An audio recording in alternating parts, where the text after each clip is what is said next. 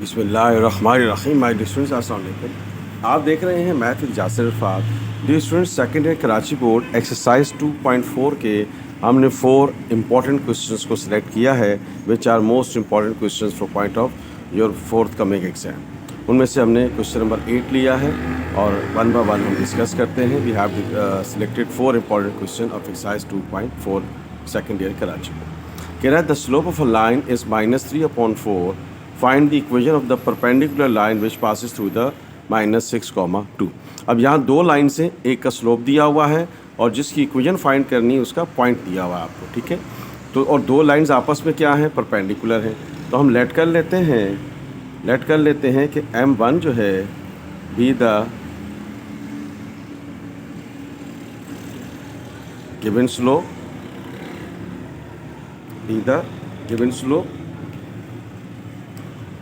and M2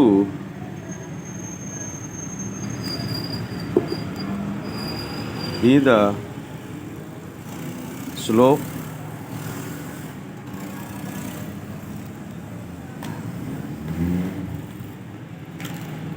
of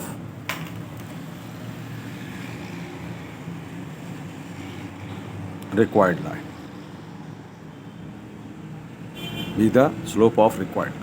तो इसका मतलब क्या है कि M1 आपको दे दिया है -3/4। क्या दे दिया है? -3/4। तो जो रिक्वायर्ड लाइन है उसका हमें स्लोप चाहिए और वो क्या है? M2। ये हमें रिक्वायर्ड है। तो आइए, फॉर परपेंडिकुलर लाइंस, जब लाइंस आपस में परपेंडिकुलर हों तो उनके ग्रेडियंट का प्रोडक्ट यानी स्लोप्स का प्रोडक्ट किसकी इक्वल होता है? -1 की इक्वल होता है। तो M1 आपको क्या दिया हुआ है? 3/4। M2 equals to -1, minus minus से कैंसिल हो गया तो M2 आ गया आपके पास 4/3। तो अब आप देखें स्टूडेंट्स, आपको पॉइंट दिया हुआ है, स्लोप हम कैलकुलेट कर चुके हुए हैं। तो स्लोप पॉइंट फार्मूला लगा के हम वैल्यू को फाइंड कर सकते हैं। x1 आपको क्या दिया हुआ है? -6। y1 आपको क्या दिया हुआ है? 2। और M2 आपको क्या दिया हुआ है? 4/3। तो using slope point formula,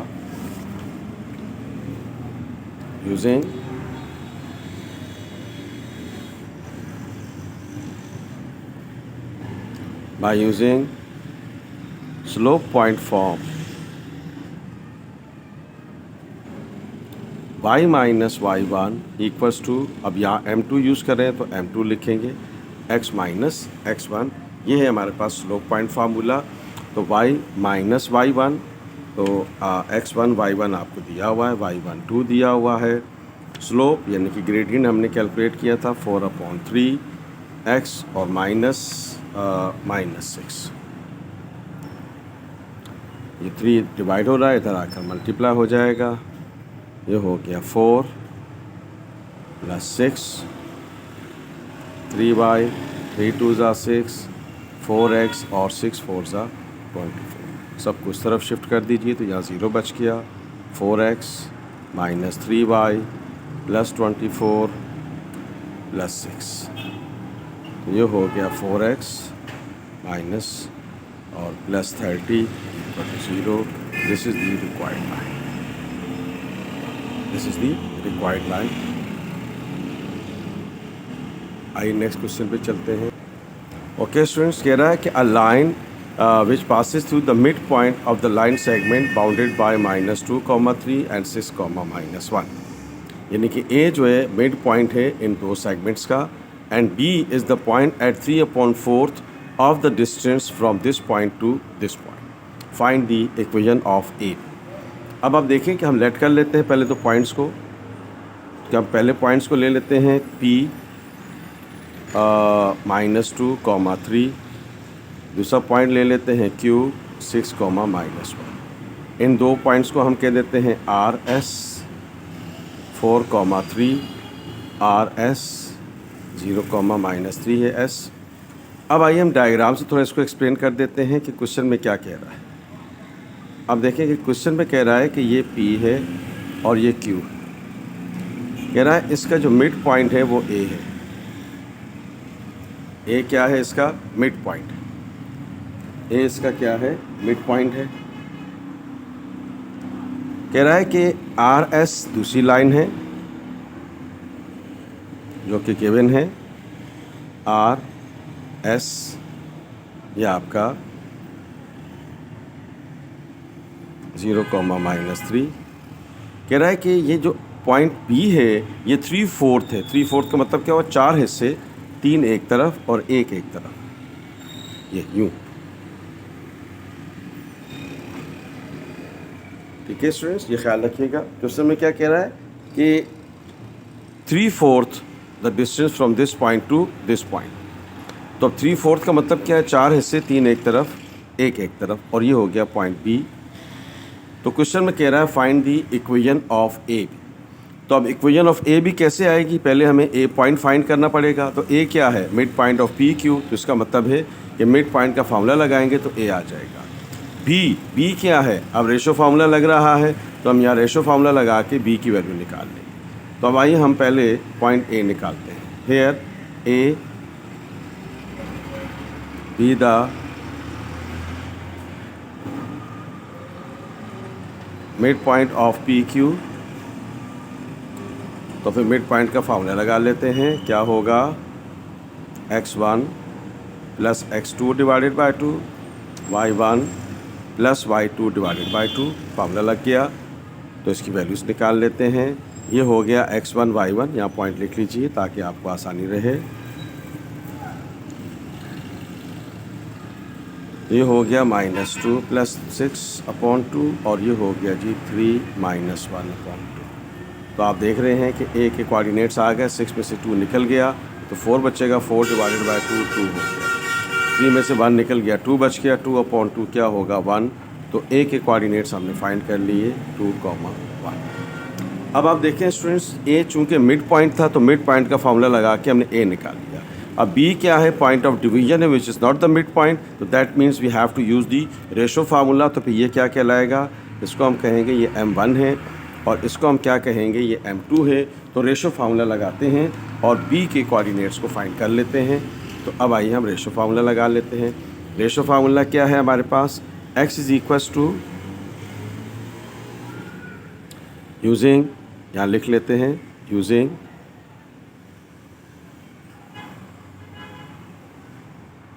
ratio formula. तो रेशो फार्मूला क्या है? x is equals to m1 x2 plus m2 x1 divided by m1 plus m। Similarly y क्या है हमारे पास? y is equals to m1 y2 plus m2 y1 divided by m1 plus m। तो अब आप देख रहे हैं कि x और y हमारे पास, तो ये रेशो फार्मूला कहलाता है। तो हेयर अब हमारे पास क्या है? r के कोऑर्डिनेट्स क्या कहलाएंगे? x1 y1। तो ये x1 आपको दिया हुआ है 4 और y1 आपको दिया हुआ है 3। ये r के कोऑर्डिनेट्स हो गए और ये x2 हो गया 0 और ये y2 हो गया 3 माइनस के साथ और ये s के कोऑर्डिनेट्स। और m1 आपके पास क्या है? 3 और m2 आपके पास क्या है? 1। तो अब आइए हम रेशो फार्मूला लगा लेते हैं। तो ये हो गया x is equals to 3 + 1, m1 आपको दिया हुआ है 3 और x2 आपके पास क्या है? 0। m2 आपके पास 1 है और x1 आपके पास क्या है? 4। 3 0 0 हो गया, 4/4 बन गया विच इज़ इक्वल्स टू 1। तो इसका मतलब है कि x की वैल्यू 1 आ गई। सिमिलरली यहीं पे y का फार्मूला लगा लेते हैं। यहाँ लिख देते हैं y इज इक्वल्स टू, अब m2 x y1 m1 y2 है हमारे पास। तो यहाँ पर आप इसकी वैल्यूज़ को कैलकुलेट कर सकते हैं। ओके स्टूडेंट्स, तो m1 आपके पास क्या है? 3 और y2 आपके पास क्या है? -3। m2 आपके पास 1 है और y1 आपके पास क्या है? 3 डिवाइडेड बाय 3 + 1। ये मेरे पास y आ गया -9 +3/4, ये हो गया -6/2, 3 ज़ा 6, 2 2 ज़ा 4, तो y की वैल्यू आ गई -3/2। ओके स्टूडेंट्स, तो आपने देखा कि हमारे पास b के कोऑर्डिनेट्स आ गए और b के कोऑर्डिनेट्स क्या आ गए 1, -3/2। अब a हमने फाइंड कर लिया, हमने b फाइंड कर लिया, तो now we can calculate the equation of A B. तो हमने a क्या कैलकुलेट किया था यहाँ लिख लेते हैं ताकि हम बड़ी आसानी से इसको कैलकुलेट कर। ओके स्टूडेंट्स, तो अब a और b हमारे पास आ गया, तो अब हम equation of A B calculate कर सकते हैं, जो कि हमारे पास रिक्वायर्ड रिजल्ट था इक्वेशन ऑफ ए बी।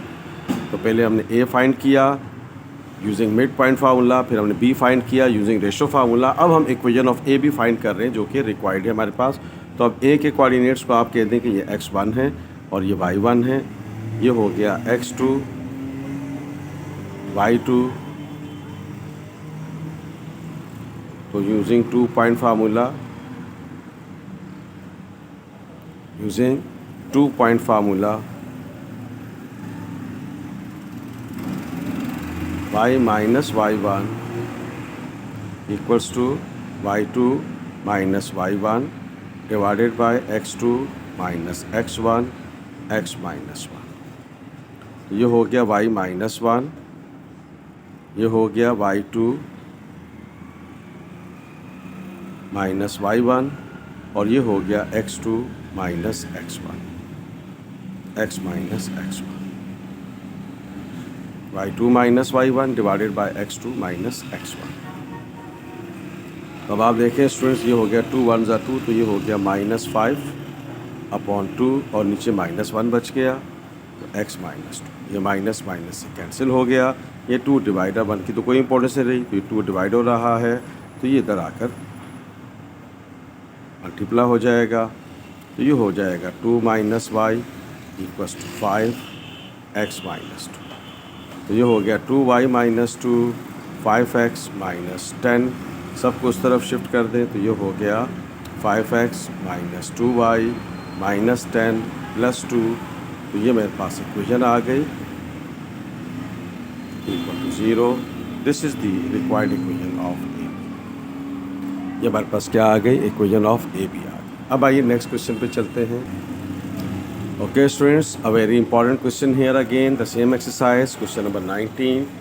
कह रहा है कि if the point A B and this are collinear, कह रहा है कि अगर ये पॉइंट्स कोलिनियर हों then show that there joint passes through the origin. फिर हमें प्रूफ करना है कि ये ओरिजिन से गुजर रहे हैं और ए बी प्राइम बराबर होगा ए प्राइम बी के। ओके स्टूडेंट्स, तो चूंकि ये पॉइंट्स कोलिनियर हैं, तो मैं अगर स्लोप ऑफ ए बी निकालूं और स्लोप ऑफ बी सी निकाल के दोनों को इक्वल रखूं, तो फिर ये कंडीशन आनी चाहिए। तो क्वेश्चन के दो हिस्से हैं। तो पहला हिस्सा क्या है कि there joint passes through the origin, यानी कि जो लाइन है वो ओरिजिन से गुजर रही है और ये आपस में इक्वल है। तो आइए पहले इसको प्रूफ करते हैं और फिर उसकी joint passes through the origin है उसके लिए स्ट्रेटेजी बनाएंगे। तो अब आइए स्लोप ऑफ ए बी निकाल लेते हैं। फार्मूला लिख रहा हूँ ताकि आपको याद आ जाए, फिर हम डायरेक्ट काम कर लेंगे x2 - x1। तो अब आप देखें स्टूडेंट्स, स्लोप निकाल लेते हैं। ये x1 y1 x2 y2, तो डायरेक्ट काम करते हैं माइनस बी, ये हो गया a प्राइम माइनस a। ये मेरे पास आ गया slope of A B.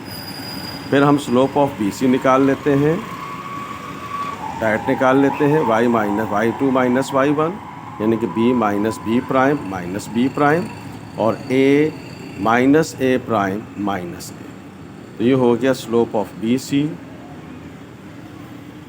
Minus 2b prime और ए बी प्राइम है, तो ये हमारे पास क्या हो गया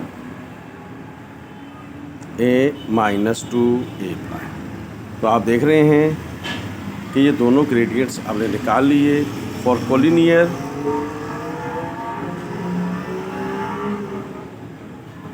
collinear their gradient will be equal to each other।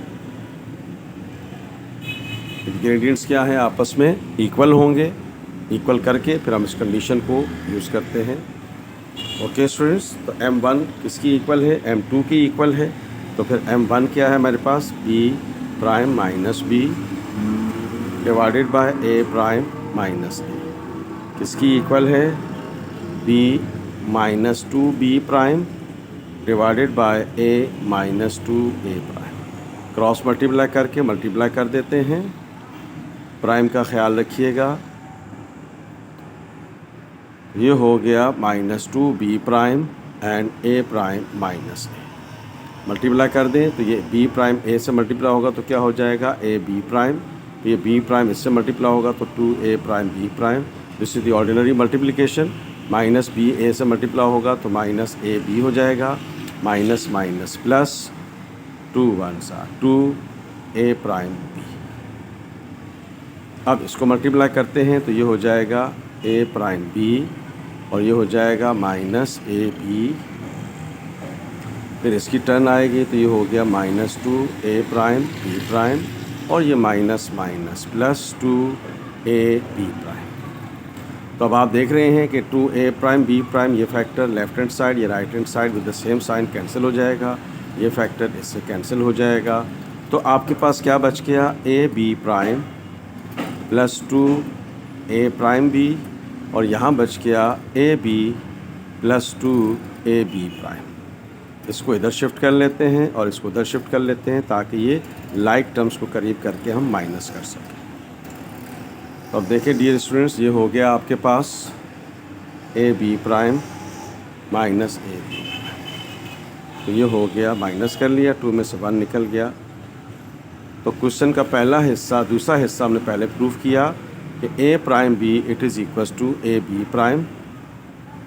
Proof. अब क्वेश्चन में कह रहा है कि इससे जो लाइन बन रही है वो लाइन जो है वो ओरिजिन से गुजर रही है। तो अब आप देखें, ज़हन में रखिएगा डियर स्टूडेंट्स कि अब आपको इक्वेशन फाइंड करनी है। तो अब आप पॉइंट ए ले लें, बी ले लें, सी ले लें, कोई भी ग्रेडियंट ले लें। तो पॉइंट ए क्या था हमारे पास, a, b। m1 ले लें, m2 ले लें, आपकी मर्ज़ी है। 2 पॉइंट फार्मूला लगा लें, आपकी मर्ज़ी है, यानी कि यहाँ ओपन चॉइस है। तो हम ये ले लेते हैं a माइनस a। तो स्लोप पॉइंट फार्मूला लगा लेते हैं, y minus y1 m times x minus x1। ये फार्मूला लगा लेते हैं और वैल्यू को वेरीफाई कर लेते हैं इक्वेशन जो है वो ओरिजिन से पास हो रही है या नहीं हो रही है। तो अब आइए, y माइनस y1 ग्रेडियंट क्या था, b prime minus b over a prime minus a, x minus a, x1 क्या है a। तो अब आइए देखें, ये हो गया b माइनस 1। तो ये b प्राइम ये हमारे पास डिवाइड हो रहा है तो इधर आकर मल्टीप्लाई हो जाएगा। तो ये हो गया a प्राइम माइनस a और ये हो गया b prime minus b, x minus a। Multiply कर दें तो ये हो गया a माइनस a, y से मल्टीप्लाई होगा और माइनस b, 2 ब्रैकेट्स को मल्टीप्लाई करने का ये प्रोसेस है। x को अलग कर रहे हैं ताकि डायरेक्ट वैल्यूज़ को कैलकुलेट कर लें, अदरवाइज़ आप ऑर्डिनरी मल्टीप्लाई करके फिर बाद में कॉमन ले लीजिएगा। हम इनको मल्टीप्लाई कर लेते हैं तो ये हो जाएगा a माइनस a प्राइम अपनी जगह रहेगा y।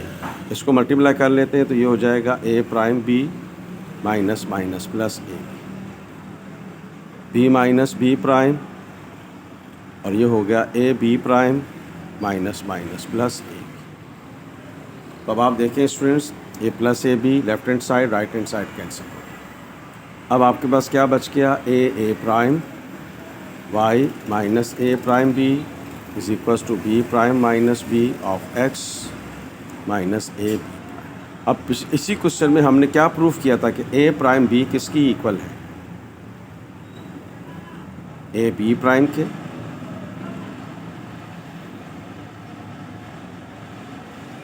Because A prime B it is equals to A B prime. अभी हमने इसी क्वेश्चन में प्रूफ किया है।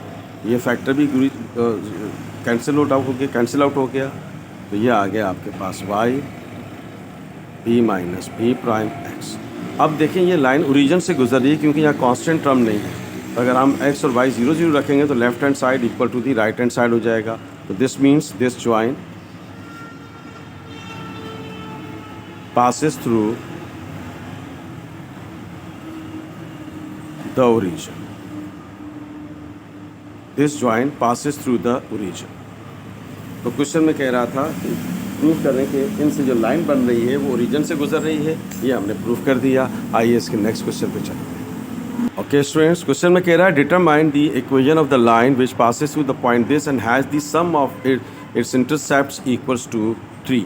यानी कि एक्स इंटरसेप्ट क्या होता है ए और वाई इंटरसेप्ट क्या होता है बी। मैं यहाँ लिख देता हूँ, X is equals to A is equals to क्या होता है एक्स इंटरसेप्ट, और बी किसकी इक्वल होता है वाई इंटरसेप्ट के। तो क्वेश्चन में कह रहा है according to the given condition, according to the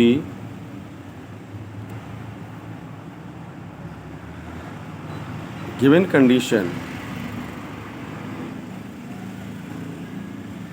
according to the given condition the sum of their intercepts equals to 3. this is say equation number 1, यानी कि x intercept plus y intercept is equals to क्या है y। कह रहा है find the equation which passes through this। तो हम late कर लेते हैं x upon a plus y upon b is equals to 1 be the required equation। Two intercept form कहलाती है रिक्वायर्ड इक्वेशन। तो अब चूंकि ये पॉइंट जो है sense -2 -4 lie on the required line, required line ये है, तो लिहाजा x की जगह -2 और y की जगह -4 पुट कर लेते हैं। ये हमारे पास क्या हो जाएगा x upon a plus Y upon B is equals to 1। तो x की जगह -2 अपॉन a प्लस y की जगह -4 अपॉन b इक्वल्स टू 1। तो ये हो गया -2 -4 upon b is equals to 1। This is say equation number 2। तो अब इक्वेशन नंबर 1 और 2 को साइमल्टेनियसली सॉल्व कर लेते हैं। तो इक्वेशन नंबर 1 क्या है, a plus B is equals to 3। तो a की वैल्यू आ गई 3 minus B. Put this value in equation number 2।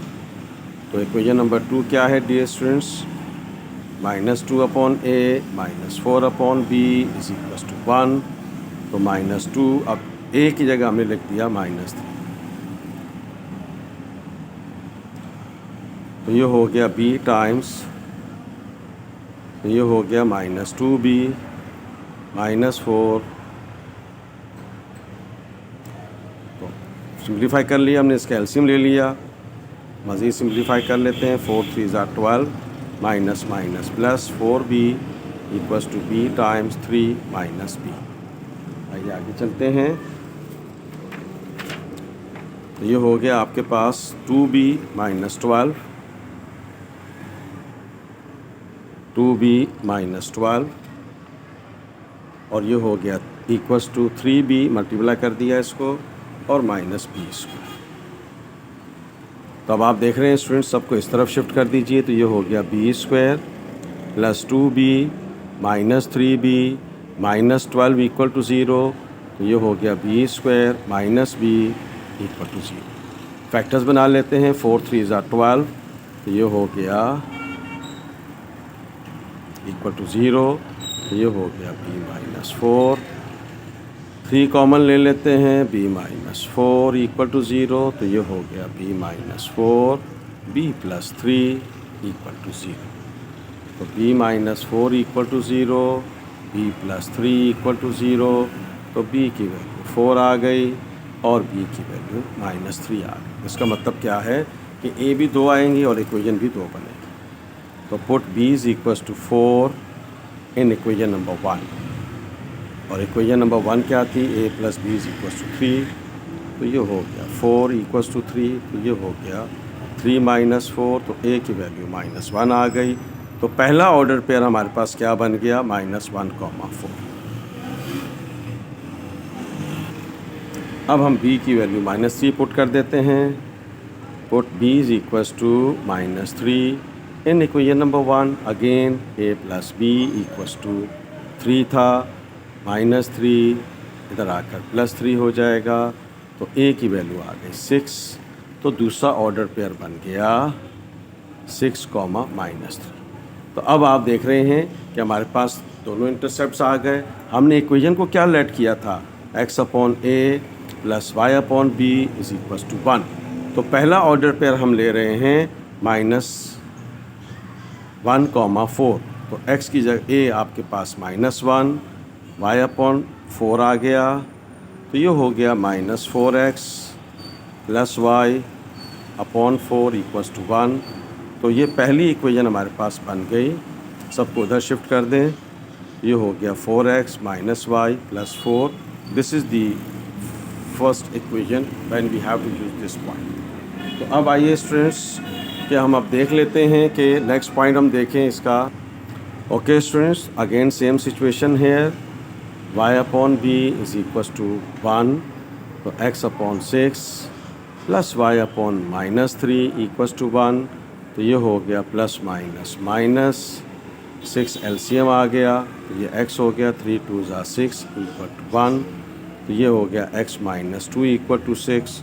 तो x -2 -6 equal to 0। This is the required equation. Dear students, आज के लेक्चर में हमने 4 इंतहाई इंपॉर्टेंट क्वेश्चंस आपके डिस्कस किए second year Karachi board exercise 2.4 के साथ।